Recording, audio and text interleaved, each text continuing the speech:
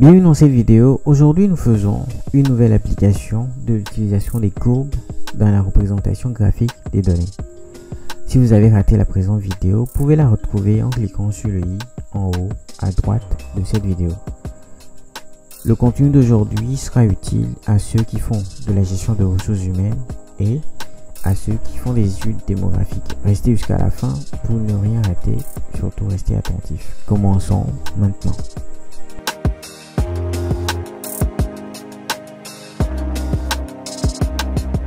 La page de données suivante représente une base de données gérée par une entreprise de placement RH.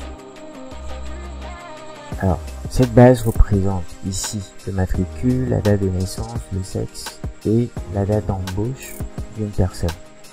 Ce que nous allons faire, nous allons d'abord calculer l'âge et de 2, mettre les âges dans les tranches, plutôt dans les intervalles donnés pour pouvoir faire des analyses avec.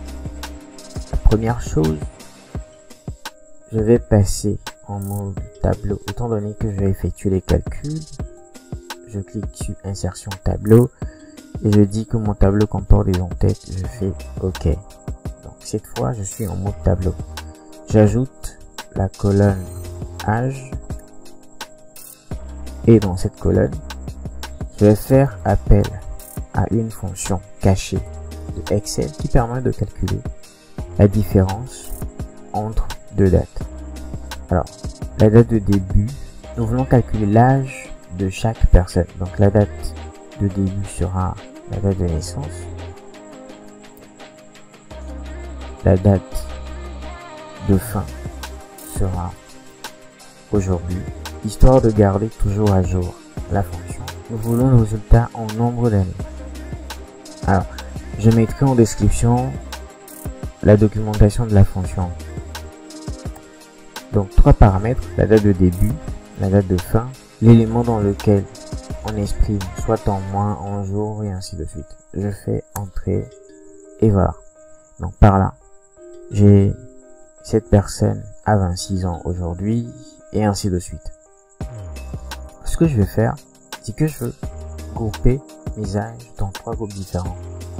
Les moins de 30 ans, les 30-49 ans et les plus de 50 ans.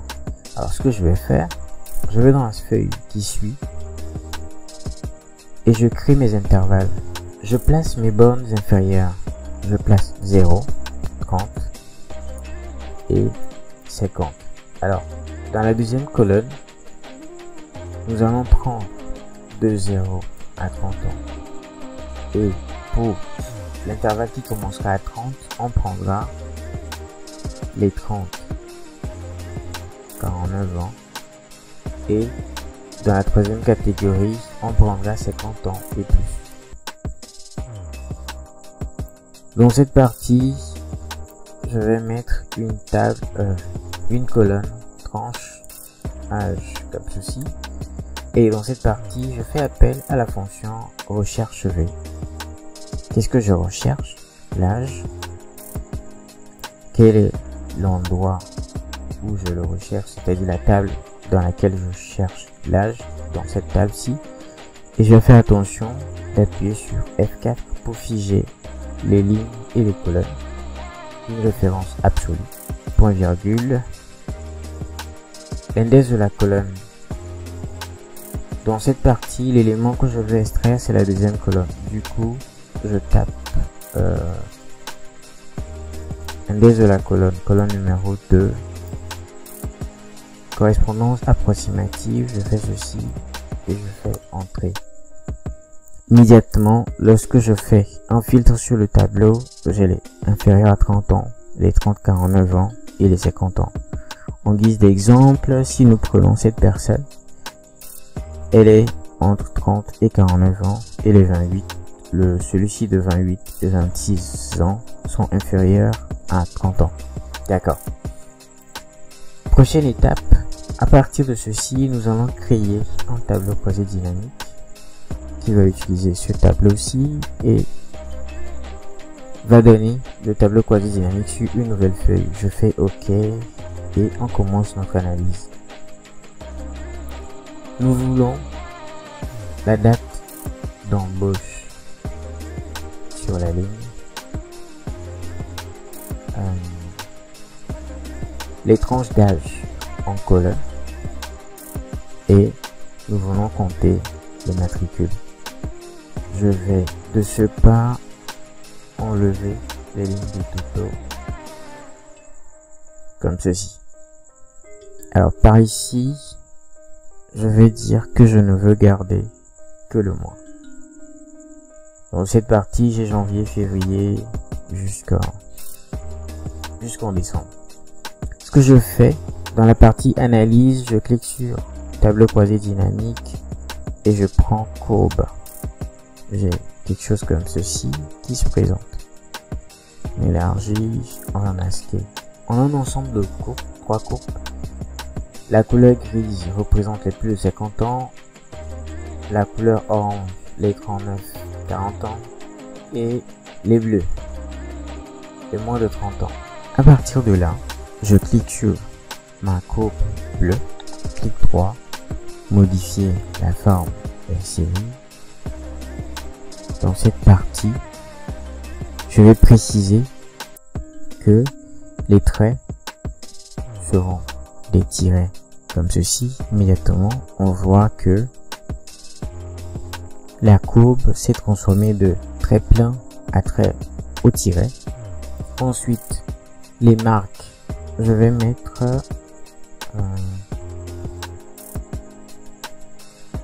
prédéfini et je vais mettre les losanges ici. Donc ma courbe des bleus est une suite de traits avec des losanges au point d'inflexion. Alors je vais faire la même chose sur l'orange et je peux aussi profiter pour changer la couleur si je le désire, mais je vais le garder comme ceci. Et je fais pour les oranges, je prends des traits discontinus comme ceci et au niveau de la marque, je vais prendre du carré pour être différent. On peut aussi décider de grossir et ainsi de suite. Et ça ressemble un peu à ça. Les gris, comme sont les vieux, on va les garder comme ceci. Alors, qu'est-ce que cette courbe nous donne comme information? Bon, à vue d'œil déjà, on peut dire qu'en septembre, on recrute plus de bleus que tous. Alors, hypothétiquement, on peut dire que la courbe a commencé par grimper de juillet, à partir de juillet. Alors, dans cette période, généralement, surtout dans mon pays et dans l'institut dans lequel j'enseigne, nous avons fini les soutenances. Alors, de jeunes diplômés entrent sur le marché de l'emploi. Alors, on peut dire que à partir de juillet, on a de jeunes diplômés. En août, les soutenances sont complètement finies. En septembre, on a une grosse vague de jeunes diplômés qui entrent sur le marché de l'emploi. Alors, ce n'est qu'une analyse hypothétique basée sur aucune information pertinente. Seulement dans le cadre de cet exercice, ça peut servir. En guise de bonus, pour ceux qui font de la démographie, je vais, à partir d'ici encore, créer un autre tableau croisé dynamique.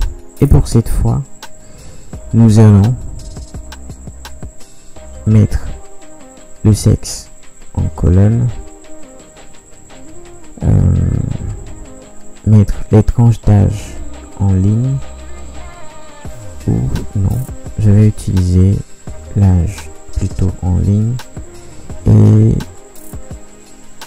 en valeur, on va compter les matricules comme ceci. Là encore, je vais désactiver les totaux. Ok. Et par ici, nous allons créer des groupes de 21 à 70 à pas de 5 comme ceci et on fait OK. Alors ce que je fais, c'est que je copie les éléments de ce tableau, CTRL C, que je colle juste à côté. Là, on peut dire âge. Et pour chaque âge, on a le sexe. Alors, qu'est-ce que je fais? Pour rapidement créer une hypothétique pyramide des âges. Quelque chose représenté comme ceci. Ce qu'on va faire, on va utiliser une autre fonction, une autre fonctionnalité de Excel, les mises en forme conditionnelles. Je prends mise en forme conditionnelle et je prends les barres de données. Je prends la couleur unie comme ceci. Non, ce côté on a les femmes, alors on va prendre une couleur différente du bleu. Ouais, on va utiliser celle-là de ce côté-ci et nous allons utiliser les bleus de ce côté. Alors dans cette partie là, je resélectionne, je viens là, gérer les règles, je vais modifier cette règle et dire que mon contexte va partir de droite vers la gauche. Je fais OK, appliquer et bam, nous avons quelque chose qui représente, qui ressemble à un graphique mais qui n'en est pas un. On resélectionne et on augmente un peu la taille. On a quelque chose qui ressemble à ça. Alors, j'aurais bien aimé présenter la manière de faire ce graphique également, mais ça risque de rendre un peu plus longue la vidéo. Alors, je vous donne rendez-vous dans la prochaine vidéo pour apprendre à réaliser les pyramides des âges de cette façon. Et pourquoi pas ne pas reprendre ceci. Alors, aujourd'hui, nous avons appris dans quel cas utiliser les courbes. Que je rappelle, les courbes s'utilisent lorsque les données changent en fonction du temps. Alors ici, on a janvier, février jusqu'en décembre. Donc les mois représentent les temps et les valeurs changent en fonction du temps. En guise de bonus, nous avons vu comment utiliser la mise en forme conditionnelle pour réaliser un graphique qui ressemble à une pyramide des âges. Alors je vous donne rendez-vous dans la prochaine vidéo. Abonnez-vous surtout pour ne pas rater la prochaine publication. Jusque là, portez-vous bien. Ciao, ciao.